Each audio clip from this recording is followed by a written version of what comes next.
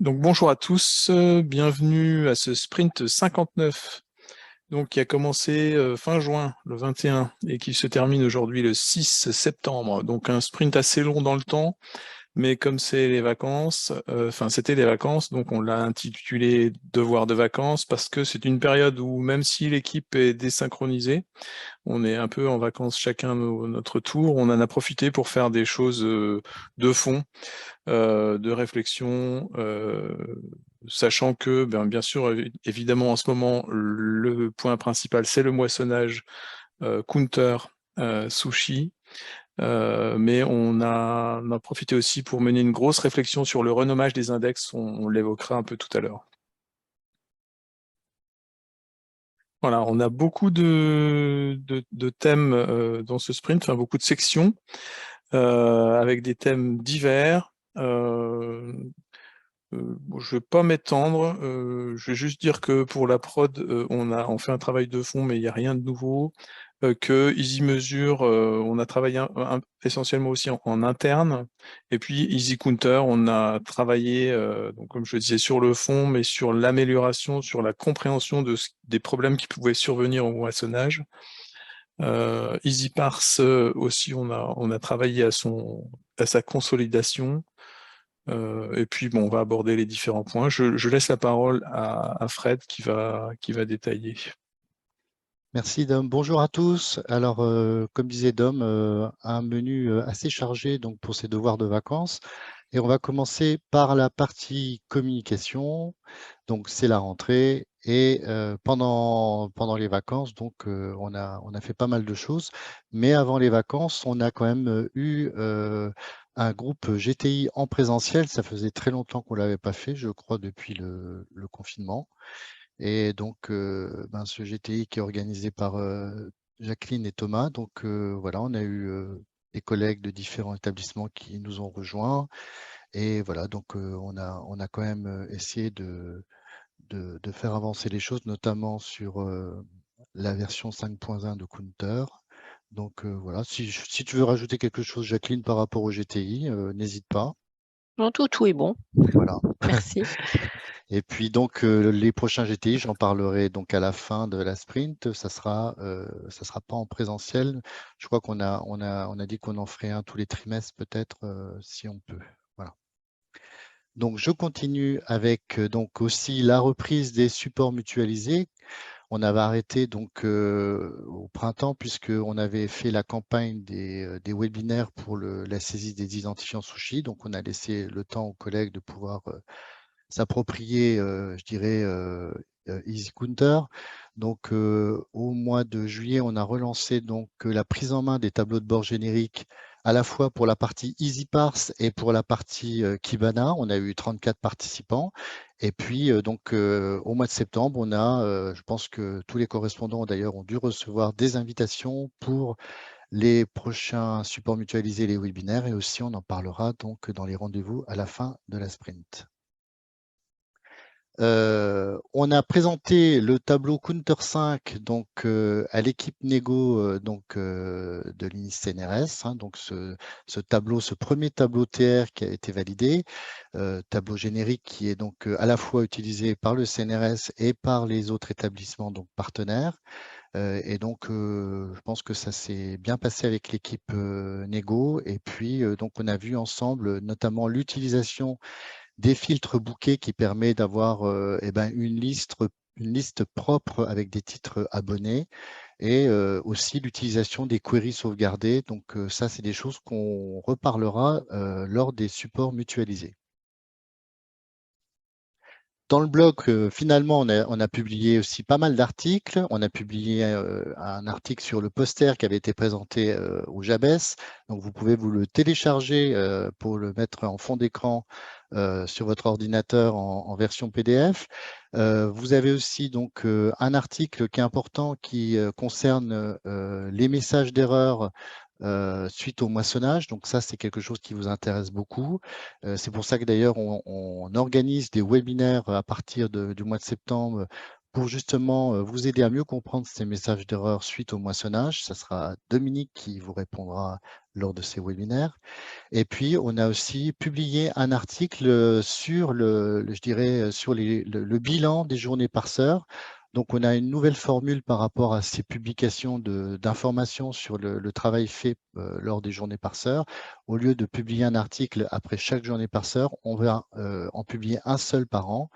Et dans cet article, vous aurez tout un récapitulatif sous forme de tableau des différentes mises à jour et des créations de parseurs qui ont été réalisées par l'équipe, donc je pense à Léo et Yannick, et donc ça vous permettra de connaître, d'avoir une vue d'ensemble, et ça sera, je pense, plus pratique que d'aller regarder sur le Trello, d'avoir une vue d'ensemble donc de tout ce qui est fait, de tout ce qui est modifié ou créé, et voir en conséquence si vous avez besoin éventuellement de faire une mise à jour de vos plateformes sur votre EasyParse en local, et donc par la suite de retraiter aussi les logs pour avoir donc des événements de consultation à jour. On va passer justement à la partie analogiste. Alors, avec quelques métriques, on est à 535 parseurs dans EasyParse, donc intégrés dans EasyParse. On en a 11 de nouveaux depuis le précédent sprint. Et puis, on voit qu'il y en a 241 qui sont utilisés donc, pour les partenaires de l'ESR. Donc, ça, c'est des chiffres de l'été. Et donc, je reparlais du traitement justement suite à la mise à jour d'EasyParse. On remercie Julien qui a retraité tout BIP CNRS depuis janvier à juillet, justement suite eh bien, à toutes ces modifications qui ont été faites sur les parseurs. Donc, ça nous permet d'avoir une vision au plus juste des consultations pour le premier semestre. Les métriques EasyMesure, donc on voit qu'on est donc à 68 millions d'accès réussis dans EasyMesure.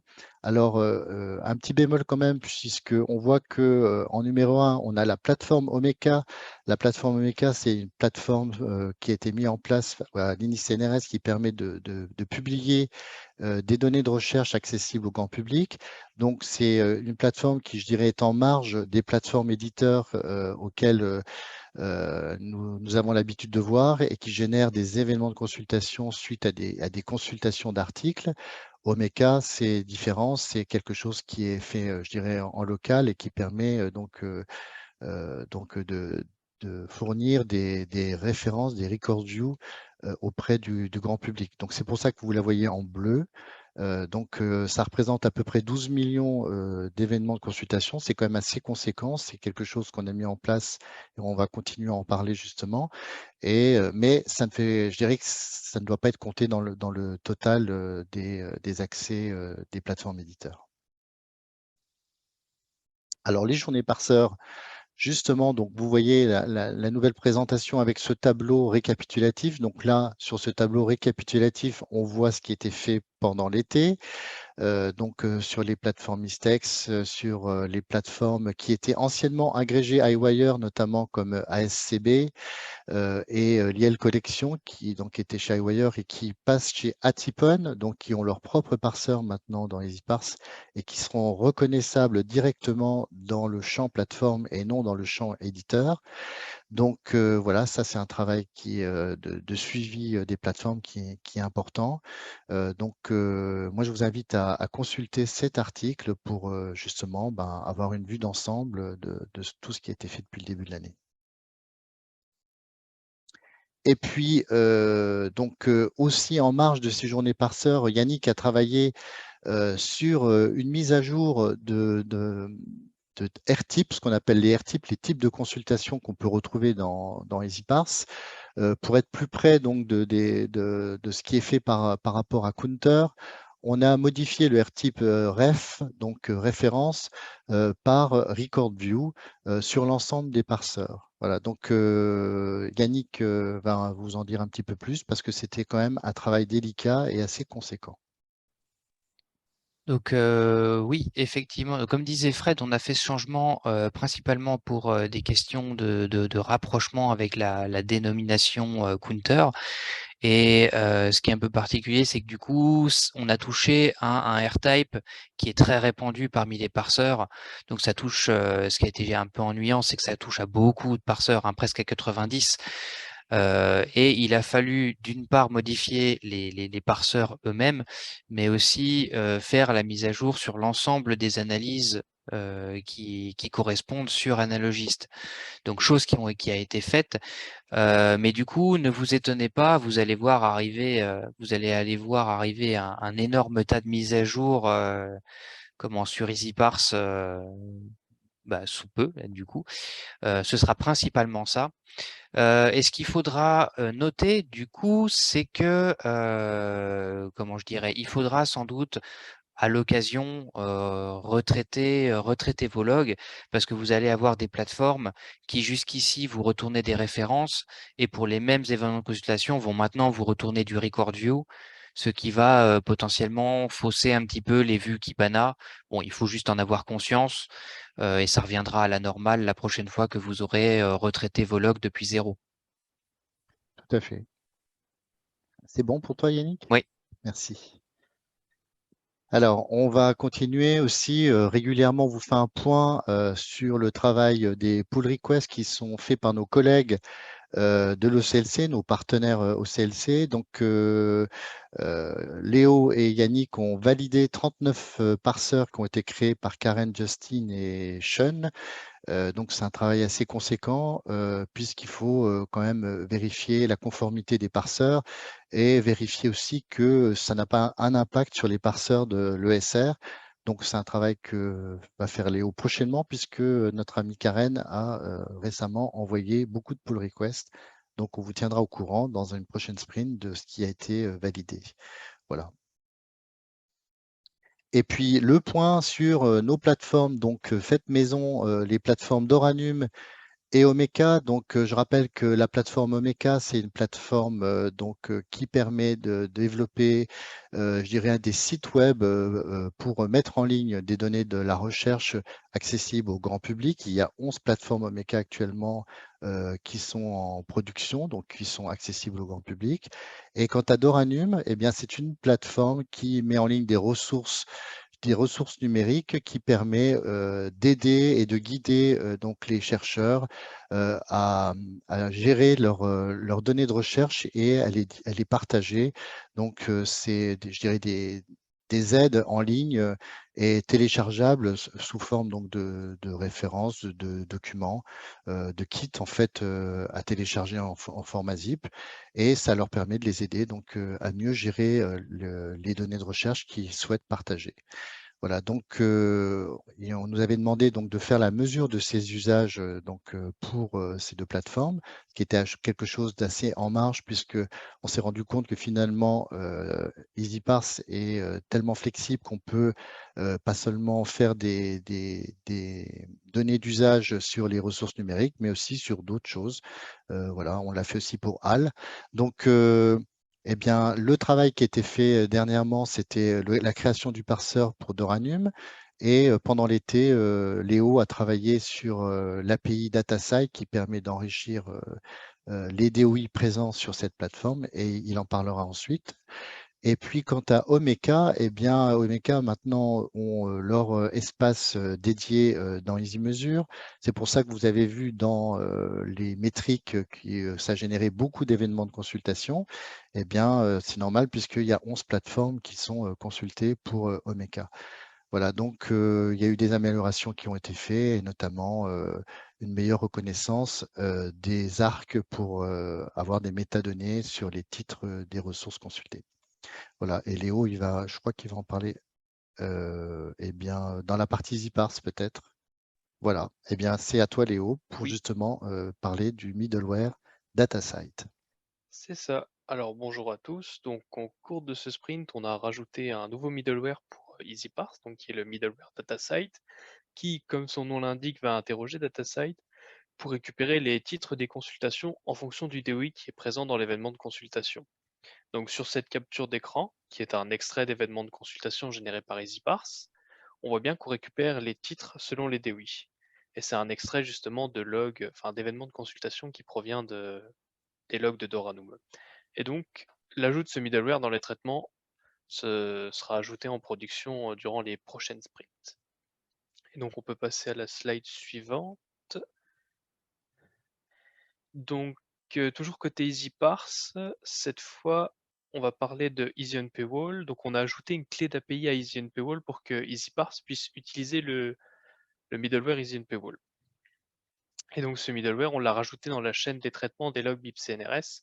Et ça permet, premièrement, de valider l'usage d'EasyOnPaywall par EasyParse, mais aussi, deuxièmement, d'obtenir des nouveaux champs Open Access qui seront intéressants pour les tableaux de bord. Le problème, c'est qu'ils ne sont pas encore exploitables, puisque, comme on le voit dans le carré en bas à gauche, on a des petits warnings. Et il faut savoir que les données NPWall, c'est le reflet d'aujourd'hui et pas de ce qui s'est passé. Et donc ces champs sont faux lorsque les événements de consultation sont loin dans le passé. Mais cependant, ça ouvre la possibilité, durant ces vacances, on a réfléchi à une possibilité, c'est qu'il est possible de récupérer l'historique NPWall, et donc si on adapte l'historique, si on adapte le service de mise à jour et d'EasyOnPaywall ainsi que son middleware, on pourra récupérer les informations là qui seront valides. Et donc il sera possible d'exploiter ces 3 nouveaux champs. Et donc ça viendra durant les prochains sprints. On vous tiendra au courant. On va passer à la partie production avec Dom. Oui, alors on a laissé le slide sur la partie production parce qu'en fait, ils sont toujours en support avec nous, hein, même s'il n'y a rien de véritablement nouveau. Le point, donc on remercie toujours hein, Julien et Florence qui sont nos interlocuteurs. Le point vraiment important, c'est la mise en place d'une pré-prod EasyMeta. Donc EasyMeta, c'est en fait une application qui est dédiée aux enrichissements, tout ce que on pourrait enrichir via soit EasyParse, soit via EasyMeasure, enrichir les événements de consultation. Donc typiquement, c'est dans EasyMeta qu'on héberge EasyOnPaywall. Donc c'est important qu'on ait une bonne pré-prod pour pouvoir bien tester les choses. Donc là, en fait, Léo va nous expliquer, en fait, parce que c'est lui qui a pris en main cette pré-prod EasyMeta. Oui, justement, du coup, on va parler de ce que l'équipe de production nous a livré. Donc un total de 5 machines, dont 4 pour l'environnement de pré-production d'EasyMeta et une machine de dev pour Readholdings. Donc l'environnement de pré-production d'EasyMeta, il va nous être bien utile, comme l'a dit Dominique, par rapport à EasyOnPaywall, ça va être plus facile de mettre à jour l'application, mais aussi pour Readholdings, puisque les données de Readholdings sont présentes dans EasyMeta, et pour même d'autres services en interne. Par exemple, Metador utilisera cette pré-prod EasyMeta. Et en plus de ça, maintenant on utilise la nouvelle procédure de déploiement qui a été normalisé par l'équipe de production et utilisé pour tous les prochains projets à Linist. Donc on utilise un registry de conteneurs Docker pour sauvegarder nos conteneurs et ça aura la conséquence de simplifier grandement le déploiement et la mise à jour des applications. C'est bon pour toi, Léo? Oui. Eh bien, on va passer à la partie EasyMeasure. Et ben non, tu n'as pas fini, Léo. C'est toi qui continues sur justement. Oui, j'enchaîne du coup sur la partie Omeka cette fois. Donc on a mis à jour les traitements Omeka avec l'ajout des 11 clés d'API privées. Et ces 11 clés vont nous permettre de récupérer plus de titres, notamment ceux qui sont disponibles en accès privé. Et du coup, maintenant, on a les titres de ces consultations-là qui sont visibles sur les tableaux de bord. On a également mis à jour, c'est surtout Yannick qui a mis à jour le middleware robot pour rendre les user agents qui sont plus parlants. Donc comme on peut le voir dans le camembert en haut à droite, on a par exemple le Googlebot ou le SEMrushBot pour tout ce qui est robot. Et donc au final, on aboutit à un tableau de bord qui est plus complet. Tout à fait. Alors, je vais enchaîner avec les nouveaux tableaux génériques Counter 5. Donc, je pense que ça va intéresser pas mal de nos nouveaux partenaires qui sont inscrits dans EasyMeasure pour justement bénéficier du moissonnage des données Counter 5 dans leur espace.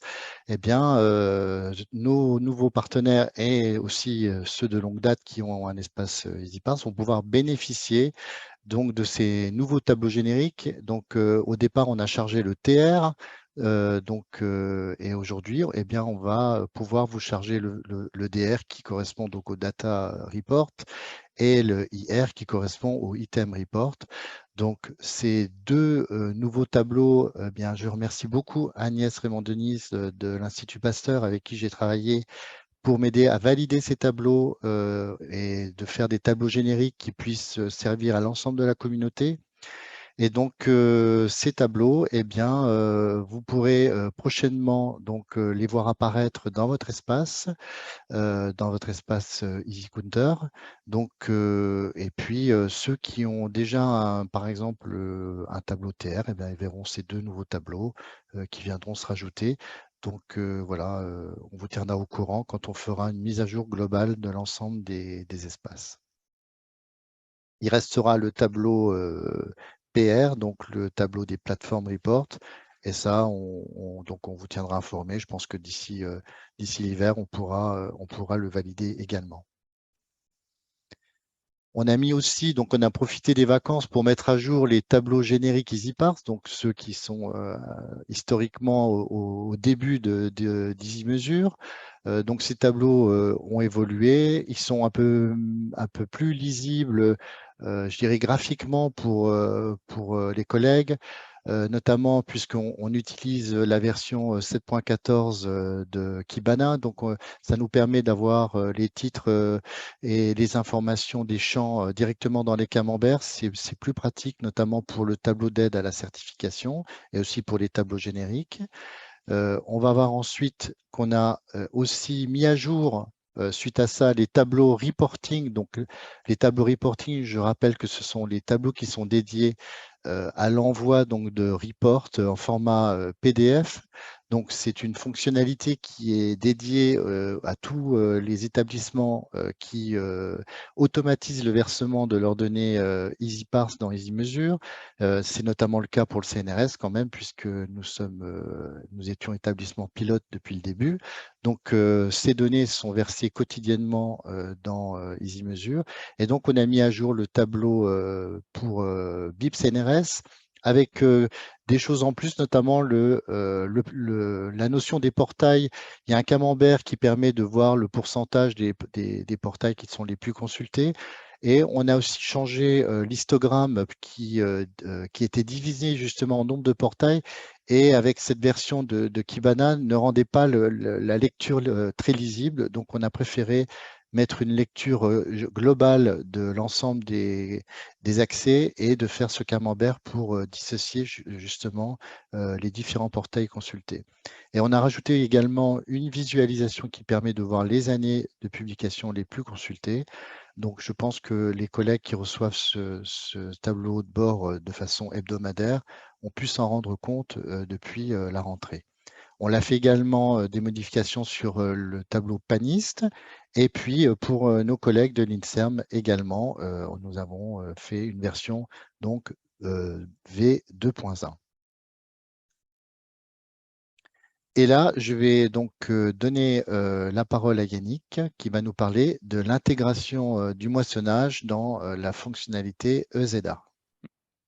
Donc en fait, Dominique vous disait en début de revue que le moissonnage actuellement c'est un peu central. C'est-à-dire qu'actuellement on fait beaucoup de moissonnage et on a beaucoup de tâches à faire en parallèle du moissonnage. Et en l'occurrence, ces tâches-là, elles consistent principalement à vous créer tout l'environnement qui vous permet ensuite de consulter le résultat des moissonnages. C'est-à-dire que EasyMesure jusqu'ici était assez câblé pour des événements de consultation, donc des résultats EasyParse. Mais suite à la mise à disposition de ce qu'on appelle maintenant EasyCounter, on se rend compte qu'on se retrouve avec plusieurs types de publics. On se retrouve avec des établissements qui continuent à reverser, comme de manière historique, des événements de consultation depuis leur propre EasyParse. On va avoir aussi des établissements qui viennent uniquement pour EasyCounter, donc ils rentrent leurs données sushi, nous on récupère, on moissonne et on leur donne un espace counter. Et on va avoir des établissements qui vont avoir les deux. Et donc, on avait jusqu'ici donc une commande qu'on appelle le ZEDA pour EasyMeasureAdmin qui nous permet de créer tout cet environnement. Sauf que jusqu'ici, elle créait surtout les environnements EasyParse. Et donc, on l'a modifiée pour la rendre plus flexible. Donc, cette commande-là, elle nous permet à présent de dire pour tel établissement, je veux déjà le valider et je veux créer soit un espace EasyParse, soit un espace éditeur, soit les deux, avec dedans des choses qui sont déjà créées. C'est-à-dire qu'on va initialiser des index, on va créer des index patterns sur lesquels on va pouvoir baser les visualisations. Et donc maintenant, voilà, on a le choix entre les deux. Et ça représente, comment je dirais, il y a des petites différences de configuration entre les deux. Notamment, vous savez que Kibana, pour son filtrage temporel, il a besoin d'un champ de référence. Il se trouve que entre les données d'EasyParse et les données qu'on moissonne, on n'a pas le même champ. Dans un cas, on va avoir datetime. Historiquement, c'est celui-là. Mais pour les données counter, on a un champ qui s'appelle xDateMonth, qui correspond au mois, parce que counter, les stats sont toujours capées au mois. Enfin, elles sont agrégées par mois. Donc le xDateMonth correspond au mois et c'est là-dessus qu'on va filtrer. Donc, quand on va créer l'espace éditeur, on ne va pas lui donner la même configuration à ce niveau-là. Et la petite nouveauté aussi, c'est que cette commande va nous mettre au format français ces deux champs temporels. Quand je dis au format français, c'est-à-dire que c'est le format d'affichage de ces champs temporels qui va être en format français. Voilà, comme ce qui est sur cette slide, c'est-à-dire que par défaut, vous avez un format que je pourrais qualifier d'ISO, qui va jusqu'à la milliseconde, qui est un peu illisible, surtout dans les cas de counter où là, pour le coup, on est carrément au niveau du mois, donc ça n'a pas vraiment d'intérêt. Et donc ça, pour changer le format dans un format plus court comme celui qui est en dessous, ça nécessite, quand on le fait à la main, d'aller dans les paramètres avancés de Kibana, propres à l'espace, d'aller trouver le bon champ qui va bien, ce qui est un petit peu rasoir, surtout quand on a à le faire sur tous les espaces des établissements. Et donc maintenant, cette commande le fait à notre place, ce qui nous facilite pas mal le boulot. Et donc ensuite, donc autre nouveauté, il se trouve que depuis que vous êtes quand même nombreux hein, maintenant, on a quand même beaucoup de points d'accès qu'on moissonne.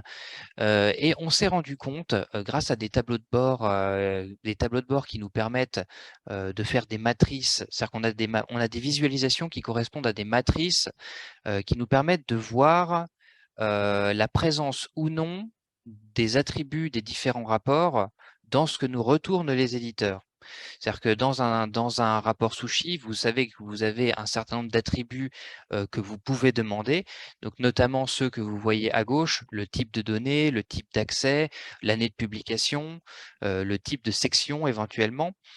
Et ces choses-là, il y en a certaines qui sont obligatoires et d'autres qu'il faut demander. EasyMeasure, il se trouve qu'il demande par défaut tous les champs optionnels. Mais avec cette matrice, on s'est rendu compte que certains éditeurs ne correspondent pas forcément, n'acceptent pas forcément, comment je pourrais dire ça, Ne respecte pas. Tu pourrais ne dire qu'il respectent pas plutôt la norme, effectivement. C'est-à-dire que EasyMeasure utilise pour ça des paramètres qui sont normés. C'est-à-dire qu'on a typiquement un paramètre attributes to show que l'on place dans la requête quand on demande un rapport qui nous permet de donner la liste des attributs qu'on veut récupérer. Sauf que on se rend compte que certains éditeurs n'acceptent pas ce champ, ou en tout cas pas dans le format qu'on donne. Donc c'est pour ça qu'on a fait un changement, on a ajouté quelque chose au niveau du point d'accès. Alors c'est le formulaire du point d'accès, hein, je précise. C'est quelque chose qui se fait globalement au point d'accès. Donc c'est géré par nous-mêmes, par les administrateurs, mais par contre quand on fait des changements, ça se répercute sur tous les identifiants sushi qui ont été rentrés. Vous n'avez rien à faire à ce niveau-là. C'est des tests qui se font de notre côté. Donc, nous, quand on se rend compte que quelque chose n'est pas standard chez un éditeur, on le change à ce niveau-là. Notamment, on s'est rendu compte que quand on demande certains attributs, normalement, on donne une liste séparée par ce qu'on appelle un pipe, donc une barre verticale, et il y a des éditeurs qui ont décidé que finalement, le pipe, ça leur va pas et ils font plutôt ça avec des virgules ou des points-virgules. Et donc, on a maintenant, nous, de notre côté, la possibilité de changer le séparateur au niveau de la configuration du point d'accès. Et en plus de ça, autre point, on s'est également rendu compte que certains éditeurs n'acceptent pas non plus les majuscules qui sont pourtant dans la norme. Si on donne un attribut de to show avec une majuscule au début de chaque mot, certains éditeurs vont considérer qu'on leur a juste rien donné et ils vont pas nous retourner les champs qu'on veut. Donc on a aussi la possibilité maintenant de surcharger ces paramètres-là pour les mettre par exemple en minuscules, parce qu'on s'est rendu compte que chez certains éditeurs, en minuscules, ça marchait, alors qu'en majuscules, ça ne marchait pas. Bon, voilà, et ça va donc nous permettre progressivement, quand on connaîtra mieux, quand on a un problème avec un éditeur et qu'on se rend compte qu'il y a un souci, on aura juste à changer une configuration de notre côté et ça marchera pour tout le monde. Donc oui, c'est vraiment, c'est pas dans le formulaire pour les utilisateurs, hein. Je tiens vraiment à le Oui. préciser. Cette fonctionnalité est dédiée aux administrateurs. Voilà, c'est vraiment pour vous expliquer la complexité des choses. Mais voilà, n'allez pas chercher dans le formulaire, vous le trouverez pas, hein. Donc Voilà. voilà. Ça, c'est des choses qui, globalement, n'ont pas besoin d'être accessibles par les utilisateurs. Vous, utilisateurs, Ça peut être intéressant parce que je sais que Xavier, par exemple, il avait téléchargé un fichier au format CSV, s'était rendu compte que les champs étaient en minuscules. Donc, ça peut être des choses que vous téléchargez en fichier CSV. Vous voyez des informations qui vous paraissent étranges. Et là, ce genre d'informations, vous pouvez le communiquer à l'équipe EasyTeam et ça peut nous aider justement à aussi rajouter des informations dans ce formulaire qui permettraient de bénéficier à l'ensemble des établissements. Voilà, donc n'hésitez pas si vous voyez des choses bizarres et de communiquer avec nous là-dessus. Oui, au niveau des points d'accès, on sait qu'il y a autant d'implémentation du standard sushi, enfin de la norme sushi, qu'il n'y a de points d'accès dans les faits. On s'en rend bien compte quand on moissonne une très grande variété de points d'accès différents. Donc nous, c'est un travail assez long et minutieux que de détecter les dérives par rapport à la norme, et c'est un gros apport que d'avoir justement vos retours par rapport à ça. Ça nous aide beaucoup. Et donc, autre point, on a rajouté 2 choses qui vont nous permettre, donc surtout à nous, de mieux investiguer quand il se passe, justement, quand on a des soucis, avec les points d'accès. Alors le premier, c'est que, on a accès à l'historique. Depuis l'interface, on a l'historique des tâches de moissonnage, et maintenant on a dans cet historique, on peut visualiser plus facilement les paramètres, de la tâche de moissonnage. Typiquement ici, on voit qu'on a demandé un rapport de type TR, qu'on a demandé une période particulière qui est, mai 2022 et que le rapport moissonné, on l'a inséré dans l'index CNRS Publisher. Et pour pouvoir plus facilement, de notre côté, rejouer la requête pour pouvoir tester si jamais on constate qu'il y a quelque chose qui cloche, qui est louche. On a également l'URL, on a accès à l'URL qui a été utilisée pour faire la requête, qu'on peut copier et donc relancer de notre côté pour essayer de jouer avec et voir ce qui va pas. Et autre chose, du coup, toujours cette fois-ci accessible aux admins, on a accès maintenant depuis l'interface aux rapports qui ont été téléchargés, avec la petite subtilité qui est que ce qu'on récupère n'est pas forcément toujours du JSON. C'est-à-dire que ce qu'on récupère des éditeurs peut être parfois valide, conforme à la norme, auquel cas, en général, vous avez une erreur qui est plutôt qui est jolie, entre guillemets. Vous allez avoir, par exemple, un demandeur non autorisé ou identifiant clé d'API invalide. Les cas comme ça, on n'a pas spécialement besoin d'investiguer. Par contre, on a parfois des cas un peu à la con, si on peut dire, notamment quand les éditeurs, par exemple, nous renvoient une erreur, mais qui nous renvoient une page HTML au lieu de nous répondre de manière normée, façon sushi. Dans ce genre de cas, nous, on peut aller télécharger, du coup, récupérer la réponse de l'éditeur et aller voir ce que c'est, si c'est du JSON ou non. Et notamment, si c'est une page HTML, on va pouvoir aller jeter un œil dedans, voir s'ils nous ont pas mis un genre de message quelque part en plein milieu, dans un paragraphe marqué vous n'avez pas le droit d'accéder à tel truc parce que votre IP est bloqué ou quelque chose dans le genre. Donc ça, c'est quelque chose qui est surtout pour nous, ça va surtout pas mal nous faciliter l'investigation dans les cas où EasyMeasure n'arrive pas tout à fait à déterminer le pourquoi du comment le téléchargement n'a pas marché. Très bien. C'est bon pour toi, Yannick? Oui. Donc, on enchaîne avec Dom qui va continuer sur les réponses du moissonnage. Donc en fait, vous avez vu avec Yannick toute une partie d'écran en fait qui me sont destinées. En fait, c'est moi qui me sers de tout ça essentiellement. Lorsque je fais les moissonnages, on a remoissonné pour certains d'entre vous. On avait déjà moissonné une fois, plusieurs fois même. Et on a tout remoissonné donc là pendant le mois d'août, toute l'année 2021 pour en fait tous les établissements qui avaient bien rempli leurs identifiants sushi et qui avaient cliqué sur le bouton j'ai fini de saisir mes identifiants sushi. Ce dont on s'était aperçu par rapport au retour, c'est que en fait on moissonne les 4 types de master report et il se trouve qu'il y a des métriques qui sont communs à ces 4 sortes de master report et dans la première façon dont on avait de moissonner, on pouvait éventuellement les écraser.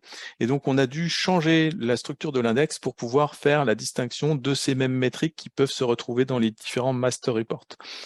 Donc, on a changé l'index, on a tout effacé, on a remoissonné. Donc, il y avait 67 établissements. Donc, ça prend un certain temps. Hein. Chaque établissement, il y a 4 master reports qui est demandé. Et vous avez vu aussi qu'il y a des erreurs, qu'on peut aussi devoir remoissonner suite à un premier moissonnage parce que l'éditeur, enfin le endpoint répond revenez plus tard. On a ajouté pas mal d'informations, des comptes rendus de moissonnage, il y a une grosse étape de collecte et d'analyse des erreurs de moissonnage sur les différents points d'accès sushi, parce que bien sûr, quand on vous a demandé d'enregistrer vos éditeurs, donc les points d'accès que vous souhaitiez qu'on moissonne, on vous demande de saisir vos identifiants sushi. Sauf que, et on teste la connexion. Donc, dans beaucoup de cas, mais pas dans tous les cas, c'est même un peu moins de la moitié en fait, ce qu'on vérifie, c'est qu'on a bien accès au endpoint, mais on n'a pas forcément le moyen de vérifier que les identifiants que vous avez fournis sont valides. Et pour pas mal donc, de endpoints, on s'en rend compte juste au moment où on moissonne. Typiquement, par exemple, Kern, Kern c'était l'inverse, c'est-à-dire qu'on ne réussissait pas à vérifier que le endpoint était disponible, mais quand on voulait moissonner avec les bons identifiants sushi, ça marchait. Voilà. Donc, il reste des erreurs de moissonnage qu'on peut donc trier, et donc on peut dire pour certains, c'est encore des identifiants qu'il faut corriger. Donc là, c'est pas à nous d'intervenir, donc c'est à vous. Et donc, suite à cette collecte de messages d'erreurs qui sont typiquement des erreurs d'identifiant, on vous a averti, je vous ai envoyé des mails en disant, voilà, pour tel et tel endpoint, là, on a un message d'erreur qui concerne les identifiants, l'authentification. Donc, soit c'est les identifiants sushi à corriger, soit c'est une autorisation via adresse IP à demander. Voilà. Mais là, c'est une action de votre part. Par contre, pour toutes les autres erreurs, c'est à nous de voir ce qui se passe, et ça peut être en particulier, comme l'a montré Yannick, corriger au niveau du endpoint quelque chose dans l'URL qui fait que éventuellement l'éditeur il a une particularité et il va falloir changer, falloir changer cette requête qu'on demande à tous les endpoints. Donc, on a remoissonné et on va encore, bien sûr, donc du coup, remoissonner puisque vous allez corriger les identifiants. Pour certains d'entre vous, vous l'avez déjà fait. Et j'ai déjà commencé à remoissonner suite à ces corrections d'identifiants et on va encore continuer. Bon, après, bien sûr, le moissonnage, c'est une chose, mais il faut mettre à disposition ces informations. Et comme l'a expliqué Fred, et puis Yannick avec la commande de Zeda pour les espaces, on vous met à disposition des espaces avec des tableaux de bord génériques. Et donc là, on réinitialise les espaces éditeurs et on charge les tableaux de bord génériques qui sont mis au point pour pouvoir que vous puissiez accéder à vos données. Voilà, donc cette opération-là va encore continuer. Quelques métriques, donc on a 67 établissements qu'on a moissonnés là pendant une dizaine de jours. Je suis encore sur l'étude des erreurs qu'on a pu avoir sur les 138 endpoints au total. Donc, vous voyez que quand on moissonne, il y a pas mal il y a 30% d'erreurs. Est-ce que c'est des erreurs valides? Est-ce que c'est des erreurs à corriger? Il faut voir généralement presque au cas par cas. Et puis, il y a une partie qu'il faut relancer, c'est-à-dire qu'on demande un moissonnage, mais il faut revenir plus tard. Donc, le plus tard, ça peut varier selon les éditeurs. Donc, ça demande un suivi. Donc, ça peut pas encore être totalement automatisé. Et puis, donc, on demande systématiquement les 4 master reports. Et donc là, vous voyez à peu près les proportions de ce qu'on a pu recevoir en termes de master report. Voilà. Merci Dom. On va passer à la partie read metrics. Et conjointement, ça va être à toi et Yannick aussi pour parler des nouveautés sur read metrics. Oui, pour dire que Readmetrics, on continue de travailler dessus, donc on a profité des vacances pour avancer, juste pour dire que on est listé sur la page des services EOSC, et puis Yannick travaille sur la chaîne d'authentification, en particulier à la mise en place d'Indigo IAM sur Readmetrics. Je te laisse préciser, Yannick, si tu veux. Oui, tout à fait. Donc on est en train d'expérimenter ça sur une machine de développement. Et donc, on a pour le moment adapté un petit peu EasyMeasure pour qu'il puisse parler, pour qu'il puisse nous renvoyer vers Indigo IAM, donc une instance d'Indigo IAM que Dominique a mis en place sur cette même machine pour l'authentification.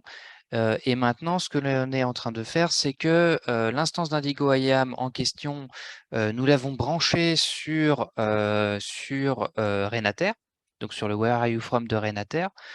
Et il nous reste maintenant à faire en sorte que cette instance d'Indigo soit reconnue comme un fournisseur de services valide. Donc on en est là pour le moment. Donc voilà, je pense qu'on devrait bientôt, quand on aura réussi à passer ça, on pourra enfin passer à des tests un peu plus poussés sur la manière de gérer l'authentification réelle. Une fois qu'on aura réussi à s'authentifier sur EasyMeasure, voir comment on fait le lien avec nos utilisateurs actuels. Voilà, ça avance tranquillement.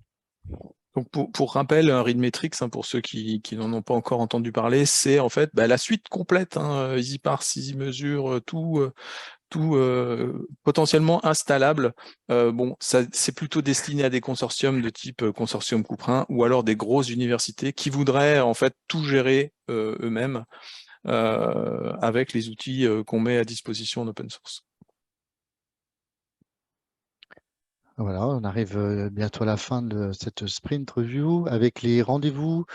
Donc la SR60, donc la prochaine sprint review aura lieu le 21 octobre de 10h30 à 11h30, à nouveau en distanciel. Les réunions GTI, la prochaine réunion, ce sera le 13 septembre de 14h à 16h30, aussi en distanciel. Et la prochaine, le 17 novembre, de 14h à 16h30. Alors, je vous l'ai dit tout à l'heure, on a repris les supports mutualisés et aussi les webinaires. Donc, les webinaires EasyCounter, donc sur la thématique de retour sur le moissonnage Sushi Counter 5. On a déjà eu pas mal d'inscriptions, donc n'hésitez pas à nous écrire. Vous avez l'adresse easyteam@couperin.org. Donc, ce sera le 19 et 26 septembre de 14h à 14h45. Et puis, pour les nouveaux partenaires, vous pouvez vous inscrire ou si vous avez besoin d'une piqûre de rappel, vous pouvez vous inscrire à la saisie des identifiants Sushi Counter5. Donc, ça peut vous aider à mieux comprendre le formulaire qui vous permet donc d'accéder à ce protocole Sushi. La ligne de vie, Dominique va nous en dire 2 mots pour la Oui. rentrée. Oh, Eh pardon. ben, ouais, la ligne de vie, c'est toujours la même, hein, bien sûr. On voit que les choses ont tendance quand même à reculer, hein. On fait moins vite que ce qu'on souhaiterait. Donc on a fait la sprint 59. La prochaine, c'est la sprint 60. Donc ça commence à faire beaucoup. Bon, il y aura une petite surprise puisqu'on aura un petit nouveau qui devrait arriver. Pendant les vacances, il s'est passé aussi des choses, c'est-à-dire qu'on a notre chef de service, Catherine, est partie à l'IRD, donc on était un peu triste, mais on est très content que Xavier ait repris le flambeau et donc on va ça va peut-être nous redonner un coup de boost pour faire des nouvelles choses. Et puis faire de nouvelles fonctionnalités. Donc, n'hésitez pas à nous remonter en fait vos besoins de fonctionnalités éventuelles pour qu'on puisse les mettre dans cette ligne de vie, sachant que donc le petit nouveau, on va le mettre sur le reporting, bon, pour améliorer ce service qui est assez important pour nous, mais avec lequel on est frustré parce qu'on n'arrive pas à bien gérer la mise en forme et à bien gérer le contexte de l'envoi de PDF régulier comme ça. Voilà. Readmetrics avec le site démo EOSC. EOSC, donc, c'est cette comment dire, cette instance européenne sur l'open access. Donc, on va continuer à travailler avec eux et à travailler dans le sens de l'open access avec, bien sûr, tout ce qui concerne Easy Paywall.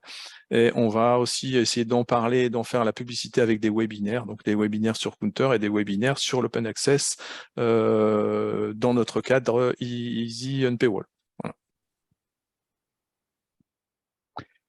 Donc, les supports mutualisés, justement, pour la rentrée, les prévisions de la rentrée, c'est même plus des prévisions, c'est une planification. Donc, le lundi 19 septembre, de 10h à midi, donc prise en main du tableau de bord générique EasyParse et EasyCounter, donc pour la version Kibana 7.14. Et le même thème, donc le lundi 26 septembre 2022, de 10h à midi. Donc, consultez le blog easyparse.org à la rubrique rendez-vous ou contactez directement l'équipe easyteam@couperin.org. Voilà, on arrive à la fin de la sprint.